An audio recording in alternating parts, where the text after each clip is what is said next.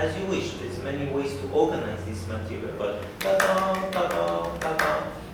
There's no way that this is going to come out as a line. So it's something to do with, reacting to the material. I always felt this way about plants. I don't know anything about plants, even list of all the names. But very often you're advised, you say, oh, this plant needs at most every 15 days. If you do more, it will kill it. Other plants, it has to be daily, and they need different amount of sun. But even if you want given good advice, you would notice after 2 days or 3, it's not looking good. Probably you should do something. And I feel instinct, the basic instinct that we all have. I truly believe there is no unmusical soul on earth. If you babysit for me and you hear my song going, you're going to figure out something is not right. Could be the stomach, could be hungry. You're going to try a few tricks. And if you hear, things are okay, right? You don't need to run to that room. Music is pretty much the same. There is some material, and I feel that we're kind of always trying to get it right. God forbid we have bad taste. I would say, can you go for it? Make too much crescendo. Rush the rhythm in a really ugly, vulgar way. Know how that feels. What did that do to the material? You're more of a scientist. You try this and say, that was the result. You don't judge it. You do this, that was more linear. Is this a lean? Do I want a line or do I want tone? Sobbing. Do I feel the second is more? So I have no point. I just play them all like a root. Ta-tam, ta-tam, ta-tam. Okay? Ti-tim, ta-tam, ta-tam. Ta-tim, ta-tam, ta-tam. Ti-tim, ta-tam, ti-tim. Okay? With a retard, with no retard. You begin to find it. Because in essence, we all have been somewhat brainwashed with this idea that first beats are strong, second beats are weak, but that's only one scheme. Some of them are medium, more, and low.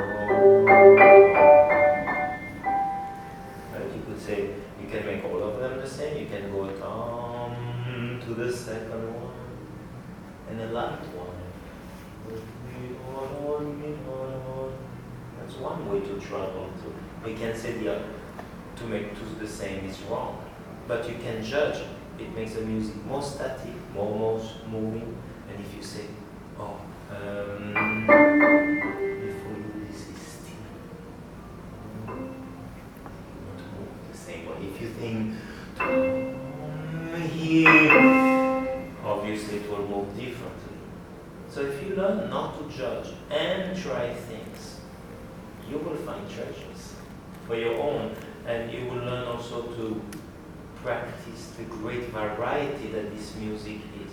And in concert, if, for instance, the piano doesn't quite respond, you're nervous or overconfident, whatever, sometimes you go, ta-da, and you think, oh my God, what did I do? If you practice that one too, you will feel, I know what to do. If I start ta-dam, dee-dee-dam, ti-da-dam,